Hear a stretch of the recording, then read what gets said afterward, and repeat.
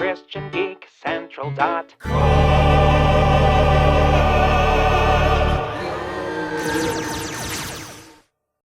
still! You lied to me, you lied to me! In the face, in my face. Put it in the peanut butter. In the face, in my face, in the face, in my face.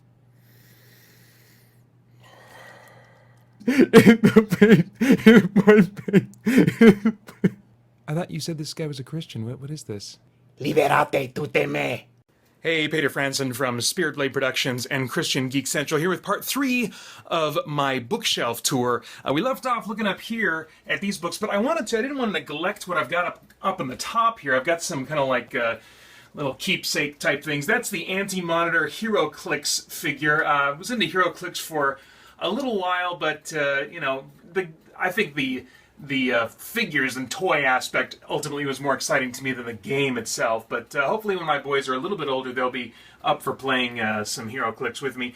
That is like a replica of like the gauntlets from The Dark Knight that a buddy of mine got me for my birthday, in addition to the batarangs up there. Those actually are pretty pointy and they're made of metal. But that was really cool. I was like, man, I can't see myself like wearing this around. I can't think of an occasion where I would need to like slash anybody with weapons like these, but they'll look pretty nifty up here. Then the Hall of Justice, I've had that since I was a kid. That was like when the old Superpowers, Super Friends show was still on TV. But oddly enough, my parents bought me like Marvel action figures to go with it, which was a little bit unusual at the time, but they didn't know.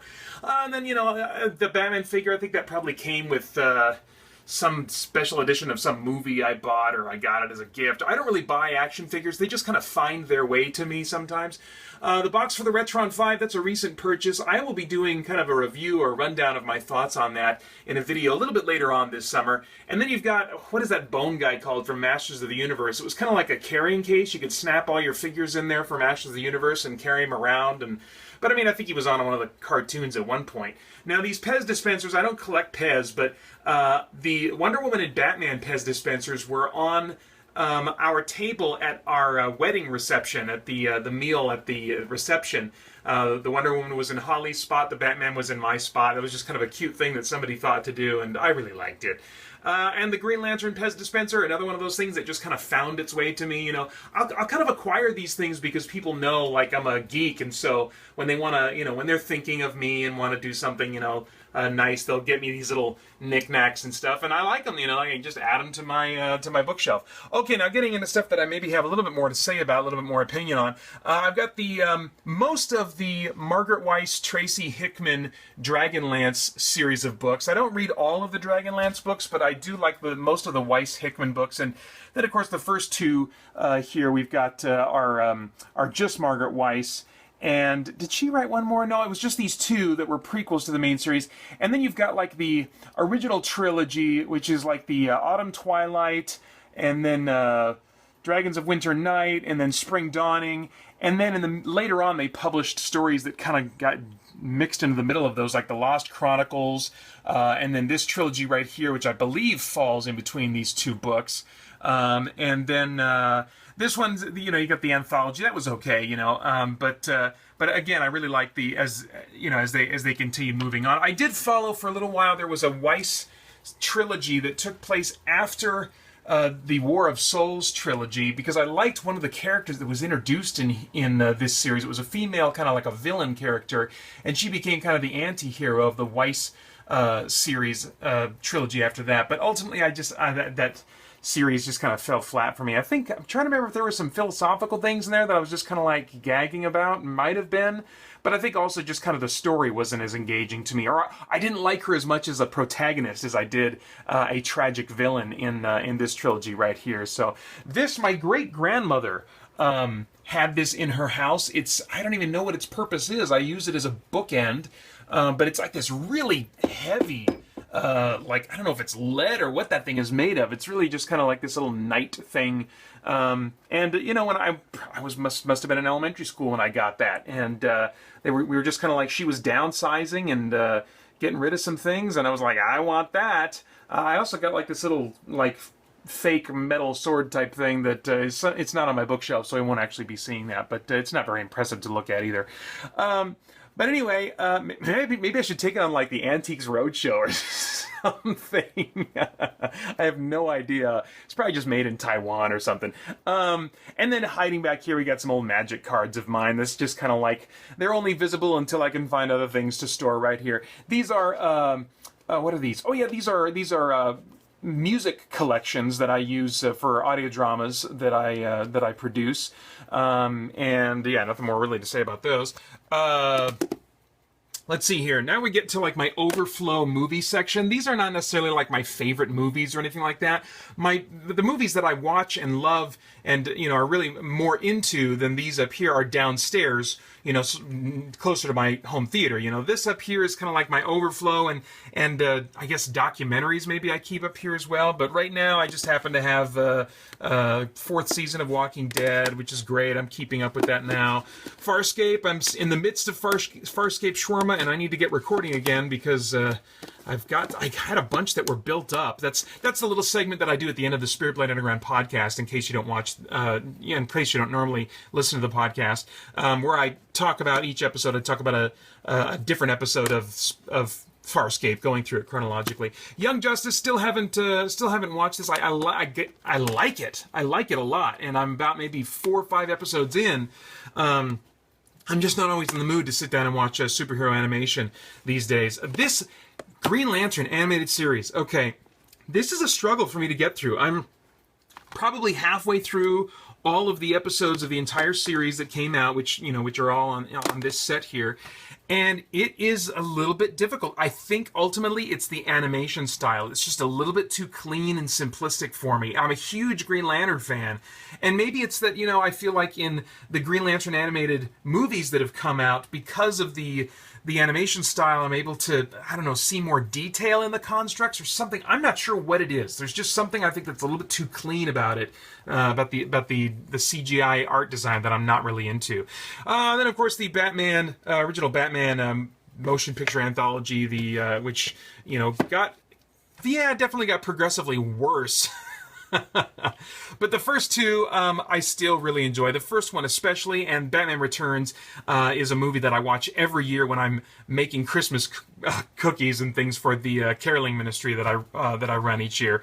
Then we got the Superman collection. I'm wondering with these movies if I will ever get the Blu-rays for them, because ultimately I feel like even though the first two Batman movies have more of what I want in a Batman movie when I compare them to the Dark Knight movies. I don't even know if that's true.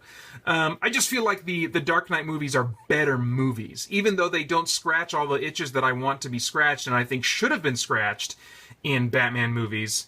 They were a little too focused on the world and Gotham and stuff like that, and I wanted a little bit more Batman. I wanted a little bit more Bruce Wayne and his character and what motivates and haunts him and stuff, and they didn't get into that as much. It was much more focused on the world and the culture and just the reality of Gotham City, which was wonderful, but for my personal tastes, I don't know. Anyway, that's kind of a rabbit trail. But I do feel like they're better movies, and so I don't feel like really drawn to go back and watch these repeatedly, except for just as a tradition, Batman Returns. And that's the same, I think, is true of the Christopher Reeve Superman films and the Brandon Routh Superman Returns movie. All of those movies I enjoy for different reasons, but I feel like in Man of Steel, it's like, oh man, there's no going back now. That was just too awesome of an experience to go back to these. The only reason I would go back to these is for Christopher Reeve's performance, not for like the action sequences of Superman, because Man of Steel just blows them out of the water, but Christopher Reeve's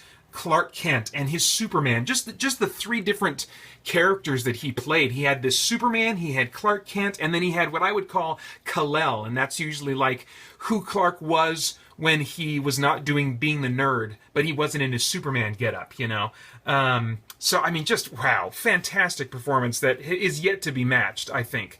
Henry Cavill has a lot of work to do. Anyway, odds and ends here. Tenacious D, oh man, that really tickles my funny bone. I don't know anybody I could recommend that movie to, though, just because of the nature of the content.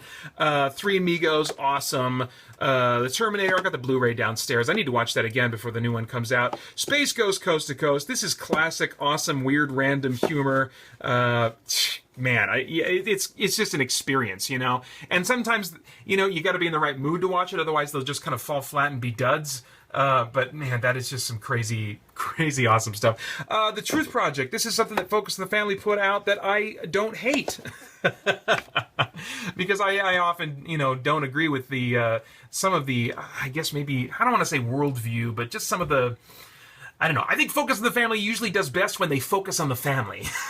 When they get political and kind of, you know, I don't know. I don't want to get into all that stuff. But anyway, this was something that I liked. And anyway, this video is kind of getting long here. I'm trying to keep it to 10 minutes. I'm already failing. So we got to move on. Oh, yeah, these are some documentaries about the History Channel's documentary on superheroes. And this one, DC, specifically about the secret origin of DC Comics. I really like behind-the-scenes special features, and so I'm also discovering that I like documentaries on subjects that I like. And I don't know, maybe it's just I feel like my nerd hobbies get validated when I watch a documentary about them. I don't know.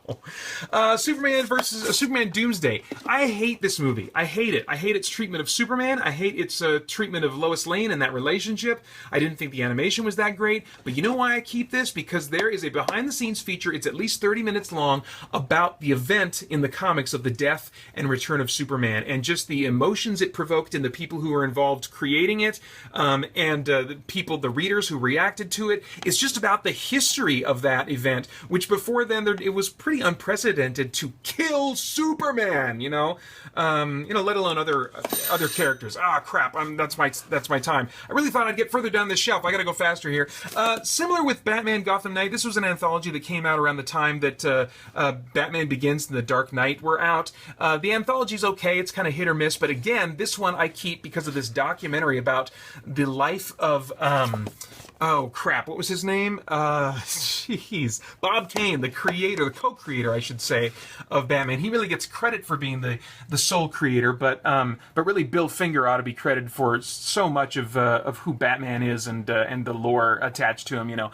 But anyway, it's just an interesting story about Bob Kane and about like just his view of himself and how he wanted to be perceived and where he was placing his self-worth. I mean, it's just a fascinating documentary about Bob Kane, the man, you know. And then we got Stan Lee's Mutants, Marvels, and Monsters and Marvels. That's a pretty decent documentary. I got that for a buck at the dollar store as a gift from my wife for Christmas. Same with Ringer's Lord of the Fans. Just two fun documentaries. This one, another one of those neat ones that just kind of talks about geekdom and why people geek. And it's just an interesting celebration and examination of that particular corner of geek culture. This is an awesome documentary. The King of Kong, A Fistful of Quarters. This movie, I didn't know it until, but I suspected I didn't know until I did some research that the guy that is at the center of this, that you're rooting for through the whole movie, he's a believer. I suspected that just because of the way he carried himself and the way that he just approached and thought about life. This is a great movie. This is a great movie. I would almost call it a Christian movie in disguise, except the people that made it, as far as I know, are not Christians. They didn't have any kind of Christian agenda. It just happens to be about a guy who, as the story goes on, I could see more and more of Christ in him. And it's just about two guys that are going head to head, competing for the world record in Donkey Kong, the arcade game. And that might sound boring, that might sound weird. If you're not into old arcade games or whatever, you don't have to be. I would just highly recommend checking out The King of Kong, A Fistful of Quarters. Man, I don't think I can say enough good things about it. Then we got the Tobey Maguire Spider-Man movies. And again, that's the same category as like my Superman and Batman movies. It's hard for me to go back because I really like the Amazing Spider-Man movies. Too bad there won't be a third one. Moving on. Hook, great movie. I used to love this as a kid for totally different reasons that I love it as an adult now. Hard to watch it without crying because I'm a dad and I'm really emotional. Let's see. Terminator 2 Judgment Day. Got that on Blu-ray downstairs. This was oh crap. Okay, I had to double check because I get names mixed up because I'm terrible at names. But Hank Harwell from the Christian Geek Central forums sent this to me as a gift. It's one of his favorite movies, Fritz Lang's Metropolis, which I had never seen. I'd never buckled down and saw and watched until he sent me this restored edition on DVD, and it was a really interesting experience to watch that and just kind of like appreciate it for how crazy ahead of its time it was. And yeah, it just, yeah. So thank you again for that, Hank. And then the Matrix movies. I've got both the DVDs and the Blu-rays up here. They're up here because I've watched them to death now, and unfortunately they've lost some of their sparkle and shine. I know them too well, so they're up here resting until I forget a little bit so that I can enjoy them again, hopefully with fresh eyes. Okay, that is as far as we're going to go. We didn't get into... this is mostly like audio drama stuff here, and then I've got some mobile gaming stuff, and then we get into the good stuff. We get to talk about video games from past, present, and near future. Is the present near future still? I guess it is. No, I don't know what it is. Anyway, I'm done. Thanks for watching. For thine is the Christian, and the geek, and the central.com. Resistance is futile. You will be assimilated.